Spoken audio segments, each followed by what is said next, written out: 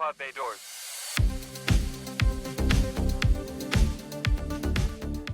Greetings and welcome to another exciting episode of The Cinematic Traveler. I am your intrepid movie exploring host, Chris, and I'm back. That's right, baby, I'm back. After a brief hiatus, I did take a week off. I am back to enrich your lives with my podcast or YouTube, whichever you're listening or watching on. And you know who else is back? The Fantastic Four. Yes, they are back in cinemas in their latest incarnation, this one being Fantastic Four First Steps, directed by Matt Shakman. Now, before we get into this episode, and I don't want to stretch things out, if you could please do all of that fun podcast or YouTuber listener stuff like subscribe to the show, follow the show, don't be invisible, and leave comments and reviews. I would appreciate that as well because it might help the show catch fire and maybe something good will happen for your favorite movie reviewer. Also, if you could share the show with your friends, family, loved ones, gigantic planet-eating monsters, or on social media, whichever of those two is worse, I would appreciate that as well. There, I got through all of that quick, fast, in a hurry, so we can get into this episode. Before we get into that, let me ask you, how are you doing, my beloved listener? I hope you're doing well out there. I am sorry that I did not have an episode last week. There just wasn't anything at the movie theater I really wanted to see, and I didn't want to half-ass an episode for you. Plus, it gave you time to miss me.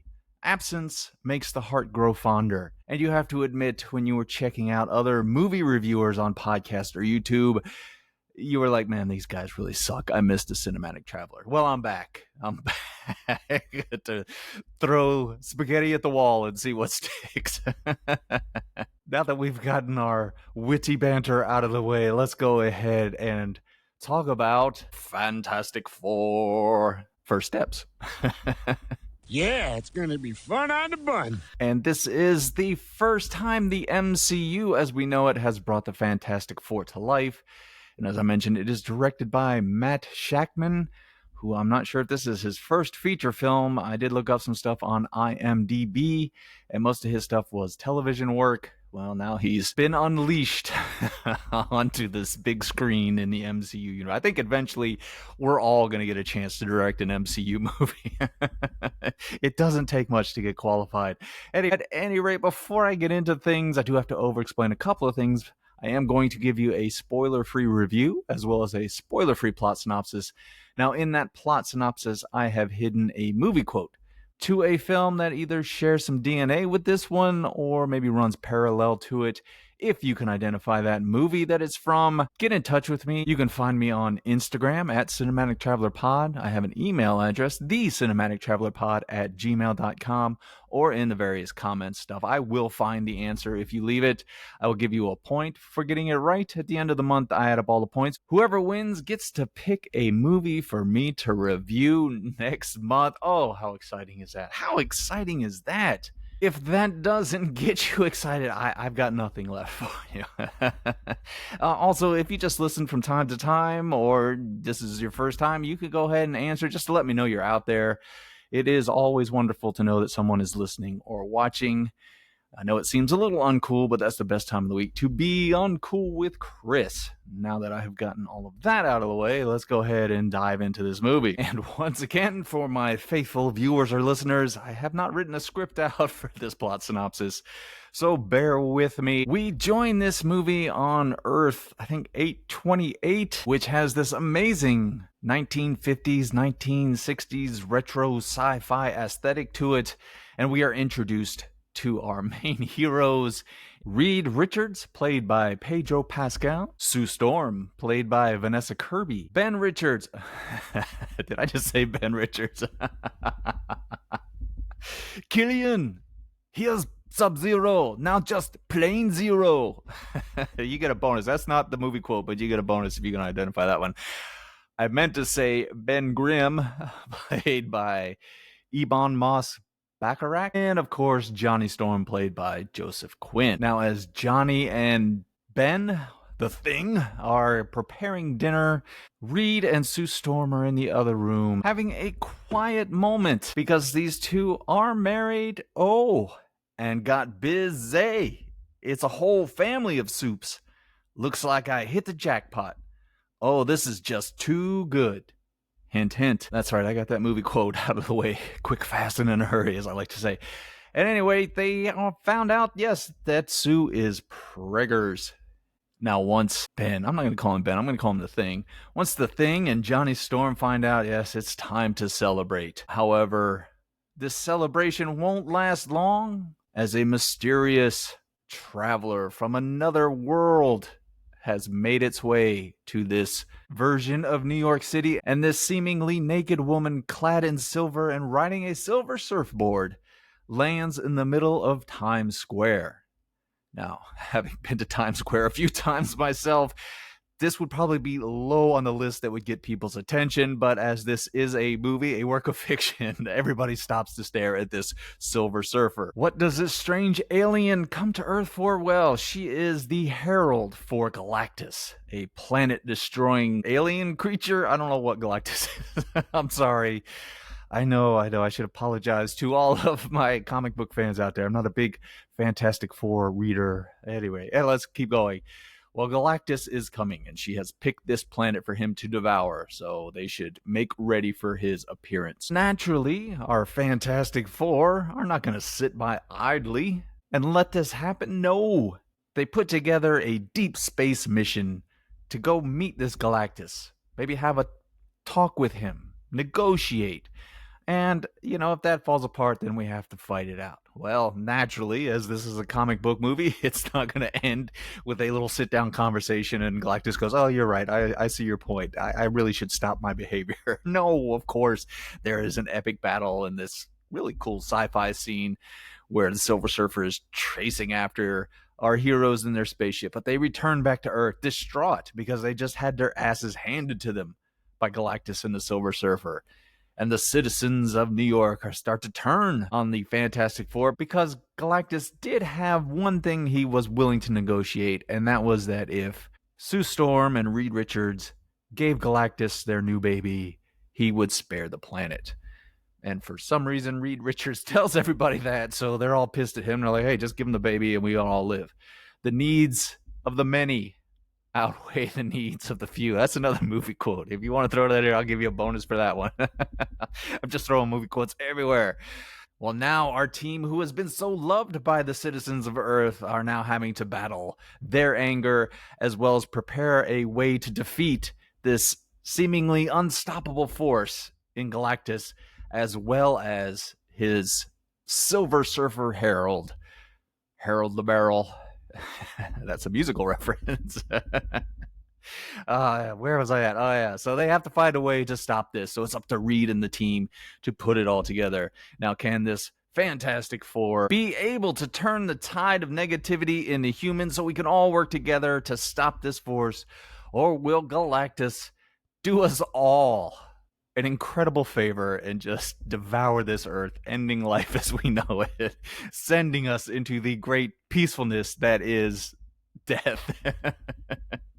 It cannot possibly be worse than what we're going through right now. Well, I'm not going to spoil the movie and tell you all of these things, but I will give you the best review for Fantastic Four First Steps in all of the podcaster YouTuber universe. Nay, in all of the universe. Now, as I mentioned in my all over the place plot review, I'm not a big Fantastic Four reader. I have said this on previous episodes. I'm more of a surface level comic book fan. I've read a lot of Batman, so I know much about him. But other things, maybe some Spider-Man. I've read Spider-Man and X-Men. I kind of know them pretty well. But the Fantastic Four, I just know, like I said, from very surface level of who they are and all that stuff. I've seen the other movies.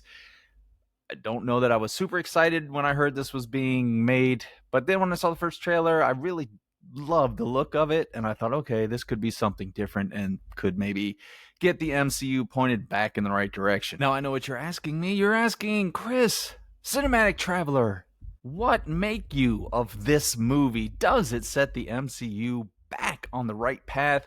Well, my faithful fans, my congregation of cinema lovers, I will not drag this out anymore because I can't think of any other cool terms to say. Let's go ahead and talk about the positives of Fantastic Four First Steps. Sounds pleasant. Now, this I actually did write out. You'd be proud of me. I actually put some effort into this episode. I am going to start off with what I mentioned in, again, my plot synopsis there. I love the retro look of this film, that 50s, 60s sci fi, how they thought it was all going to look.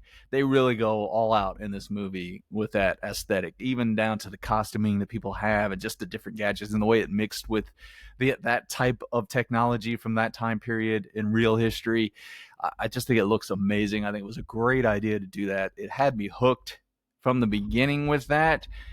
Like I said, when I saw the trailer, I was like, all right, this is going to be something different. This is going to be a cool take, something we haven't seen in the MCU. And I was really interested, and I think they did an excellent job with that top to bottom. The film, for the most part, looks really good in that regard. There's some wonky CGI. There's a baby, a CGI baby in this movie that is, oh, it's bad. It's really bad. But, that's where we are in this world. But there was some other cool stuff with everybody's powers, with Johnny Storm turning into the Human Torch, flame on, and he's flying through the air and leaving trails and all that. The Silver Surfer, she looked all right. I mean, what can you do? Just a person covered in silver on their surfboard. The Thing looked really good.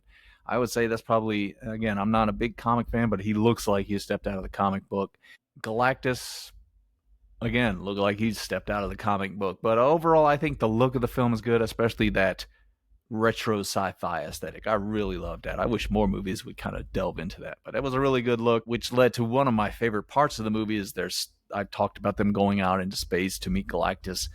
It leads to this really cool fight out in the cosmos, and the Silver Surfer's chasing them, and they're having to do all these things. I don't want to give it away, but I think that was probably the highlight of the film for me. That was like the best action piece in the movie. Visually, it looked incredible.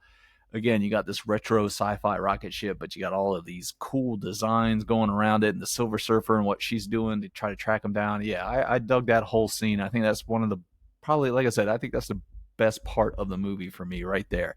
It really turns into the sci-fi element as well, which I liked. We haven't gotten too much of that in the MCU, have we? Someone can correct me. There's been 30 some odd goddamn movies, so I don't know. I don't remember one being this sci-fi. Maybe the last Doctor Strange movie, I don't know. At any rate, this one really steers into the sci-fi, and I liked all that stuff. So that was a lot of fun. I also liked that the movie, when it opens, I will say the beginning of this movie really grabbed hold of my attention, and I was really into it. Probably the first, I don't know, 30, 40 minutes of the film, because this movie just puts you into this world. Again, with the aesthetic, you see what type of retro future sci-fi we got, as well as the Fantastic Four is already established. It's been 4 years since their accident that turned them into the Fantastic Four, have really become fan favorites in the city of New York, this other New York. Anyway, so, when they walk around, they're celebrated. The Thing, when he walks around, the kids are like, hey, throw that car, pick it up, and he gets to play along with them. So I really like that they're already these established heroes, but instead of just continuing on and not giving you any explanation, they have sort of this TV show about the Fantastic Four that comes a little bit after the very beginning of the movie, and it kind of catches you up with what they've been doing in those 4 years, how everything started. And it's a great way to, catch you up into the story without making it a complete origin story. You just sort of get a condensed version. I really liked how that worked. And again, I was really invested in this movie, at least for the first little bit of the film. We are going to get into the cast in a little bit, but I will say, as far as the performances in the film, they're all fine. There was nothing really bad that stood out to me. Again, we're going to get into some negatives about that in a little bit. Let's see what else. It is less than 2 hours. It comes in right under 2 hours. Again, I appreciate that in any movie that does that. So kudos, especially one of these superhero movies. It seems like more and more they keep stretching out to like 2.5 hours. Oh, I didn't need that. But anyway, I always applaud a movie that comes in under 2 hours. And finally, this one has nothing to do with the movie, but I went to the smaller movie theater up the street from me to see this movie, and I have to applaud the young lady who got my popcorn, because they had like 2 popcorn makers there, and one was kind of full, but one was cooking it, and so it was a little fresher, and she got my popcorn out of the fresh side, and it was absolutely delicious. So, chef's kiss. And I do appreciate your service. That was a Cinemark. So Cinemark, again, thank you so much. Anyway, that wraps up our positives for the film. Let's go ahead and dive into the negatives of this movie. Uh-oh, I don't like the sound of that. I will say, and this is probably something everyone says about these movies, the villains were kind of just generic villains. You have Galactus, who is just big space monster coming to destroy Earth. And then you have the Silver Surfer, who could have been a more interesting character, I think. And I might get some heat from, I'll probably catch a lot of heat from what I've got to say about this movie, but I think the other version they did in, what was it, the Fantastic Four Rise of the Silver Surfer, I think I enjoyed that Silver Surfer better, not because he was a man. I could give a shit whether that was a man or a woman. It didn't matter at all to me. God, just the thing people get upset about in these movies. I have no idea what's going on in this world anymore. But I think you learned more about the Silver Surfer in that movie. This one, it just kind of feels like she's there, and then you get a little bit, and then some stuff happens at the end. So I was like, I was a little disappointed in that regard. So again, that's a typical Marvel thing. It seems like you can't really get a great villain in any of these movies. Although I will say the people that didn't like the Galactus cloud in the other movie, this one you do get your full-on Galactus in here. And I didn't mention it. I should have mentioned a positive was the voice of Galactus. Ralph Ineson was perfect. I should have put this in the positive. I could kick myself, but I'm not going to go back and edit it in. But that guy's got like the best creepy voice in the history of creepy. He could rival James Earl Jones as far as creepy voices are concerned. So yeah, again, that was really cool that they put his voice in there. But at any rate, I think the villains are just okay. My next negative, and I don't know, this one could have just been the movie theater I went to. Like I said, it's a smaller one that I go to up the road from where I live. And it's a nice theater, but it's kind of older. But some of the sound quality wasn't great for me in that movie. And I don't know if that's the sound design in the movie or the theater. So again, if this is the theater's problem, then I apologize to the makers of Fantastic Four First Steps. Trust me, it's going to get a lot worse from here.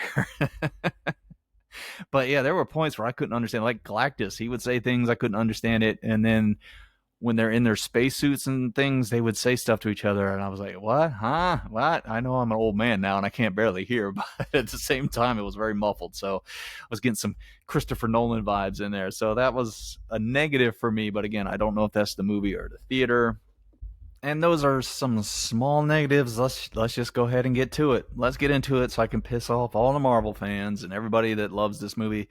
Again, I tell this every time. I should just probably stop saying it. I don't watch reviews or listen to them before I do my review, so I'm not tainted by their terrible reviews. That's why I don't watch it, because they're awful. And then I would listen to them and it would drag my performance down. I don't want to do that. I aim for high quality on this show. I'm full of shit. But at any rate, but I do see things on social media where people post, and it's getting a lot of love, and I'm happy for it. But for me, I just didn't love this movie. I liked a lot of things in it, but this movie, the characters, I talked about the performances, they're fine. Nobody does a bad job in the movie, but nobody elevates either. There's no one here that has any kind of charm or charisma that makes me excited when they come back on the screen, outside of Mole Man. I forget the actor's name who plays Mole Man, but he was pretty goofy. I kind of laughed at him. But for the most part, everybody's very, I don't want to say monotone, but they're very one note, not even one note. They're just bland characters. And I get that Reed Richards should be kind of bland because he's sort of this super brain nerd geeky kind of thing, but you needed someone in this team to be the counter to that.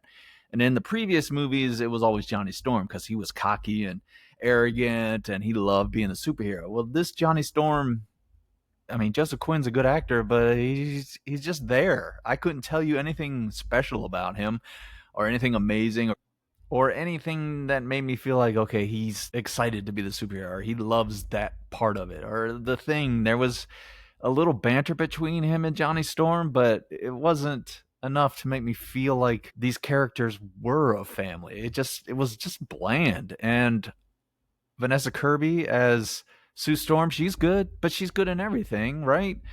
But again, none of these performances are elevated. It's just the same thing with the villains. None of those villainous performances are elevated to where I cared about them. I didn't care about Silver Surfer. I didn't care about Galactus. And ultimately, I didn't care about the Fantastic Four. And for as short as the movie is, it just really didn't feel like it had any energy. After that opening bit, that I was really, like I said, at the beginning of this movie, all of my Marvel hate, which I get accused of, but I don't hate Marvel. I love the early stuff. It's just now it's gotten really formulaic. But at any rate, I was into it. I was like, okay, this is something different. I love how they just throw me into this world. They give me a little explanation. I'm good. I'm with you all the way. And then it just kind of dies out. And there are points in this movie where I was bored out of my mind. And there were some kids sitting up in front of me and they were getting restless as well. I kept hearing them making noise and tapping things and banging on things and saying, "Mommy, mommy, and where's this?" And I was like, "Oh God, please shut up." But at any rate, I think some of that boredom comes from the performances because no one has any energy, any life. I don't know. I just didn't feel anything in this movie. And then when I walked out of the movie theater, it was like, okay, I watched it. There it is. So yeah, overall, I don't think it's a bad movie. I didn't love it. I don't even think I liked it, to be honest with you, because it never felt fun at any, well, outside of that one sequence when they were out in space. Outside of that, nothing really feels fun in this movie or exciting or get me on the edge of my seat. I wasn't invested in the family or the characters or what the villains were going to do. I was just bored. I mean, it boils down to it's your typical superhero type movie, and that's what they all are. There's our superheroes. Here comes the threat from another planet to destroy everything. We got to figure out a way to stop it, which in this one's kind of dumb, but I don't want to spoil anything. So overall, I would tell you, unless you're a diehard Marvel fan, I think if you're a Marvel fan, you're going to love this movie. Again, I think everything is fine in the movie, and I think you're going to be excited to see the Fantastic Four in this world that they're in. But for the rest of us, I mean, if you want to watch it, I would tell you to wait for streaming services, if only just to see, like I said, the look of the film. I really did enjoy that. I wish more movies would. I was kind of hoping Superman would do that. It would be so cool to see a Superman movie set in like the 50s and 60s. That would have been a lot of fun. But at any rate, I'm off on another tangent there. But for me, it just, like I said, it just didn't feel like it had a heart to it. It just felt like it was put together and there it was. So overall, yeah, I came out disappointed, and I did not have high expectations. I've stopped having high expectations for superhero movies a long time ago. And this one, it's just there. It's just the next piece to watch until they make the next movie that I really don't care about. And to be honest with you, I don't know if there are any more superhero movies coming out this year, but I probably won't watch them if they do. And I don't know, I might be at the end of my superhero stuff. Maybe Batman, if they bring a Batman movie out, even though there hasn't been a good one of those in a while. But yeah, I just think I'm bored with it. And, maybe that's not maybe, that is definitely tainting my review here. I'm just bored with them. There's nothing, even this one that brought a little bit of new, it still wasn't anything new. It wasn't anything interesting. I didn't care about anybody. There was nothing underneath of it. It's just surface level. Here it is. And maybe I'm just getting to a point where I need a movie to reach me on a different level, I guess. Or maybe it's just I've had so many of these in a row that are just so mid and average that it gets boring and tedious at a point. And maybe that's why I didn't do a movie review last week, because nothing came out where I was like, oh, I'm so excited to see that, or there was no big word of mouth for these movies for make me go watch it. So yeah, overall, Fantastic Four First Steps was a misstep for this critic. If you want to see a good Fantastic Four movie, go watch the first Incredibles movie. That's the best Fantastic Four movie. Oh, but that ripped off the Fantastic Four, yeah, and it still did it better than the Fantastic Four movies.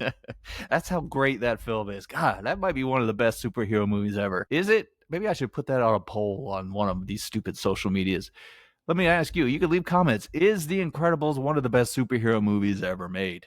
I maintain that it's probably in the top 5, but it is definitely better than all of the Fantastic Four movies combined.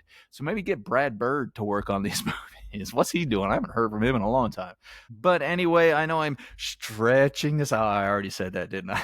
I'm stretching this episode out. I never want to keep you all very long, but I love talking to you, and being off a week made me excited to get back to do this, even though these movies are slowly draining the life from me. Hopefully something good will be coming out next week.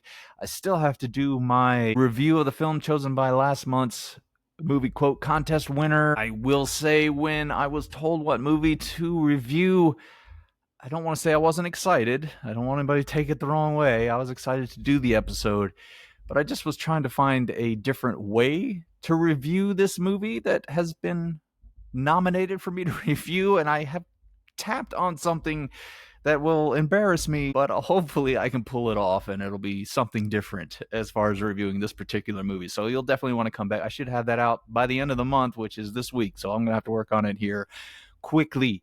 And then I'll be back next week for some review on some mid to average movie. You might as well just put it down as that. That'll be my review for the next movie I see. It's average. If that doesn't get you coming back for more, I don't know what will. On that note, go ahead and subscribe to the show, follow, leave comments, get in touch with me on social media. Instagram's the best way to do it, at Cinematic Traveler Pod. Also, I have my email address, thecinematictravelerpod@gmail.com. Play the contest, and then next month you could pick a movie for me to review. Wouldn't that be exciting? That would be the highlight of your life. So before I go, I just want to thank you for taking the time out of your day to listen or watch this show. I tell everyone I know I've got the smartest and sexiest audience in all the podcast universe, and you never fail to live up to those high expectations. Now, as you are traveling around on this blue and green ball bouncing to the cosmos, I'm going to change something here.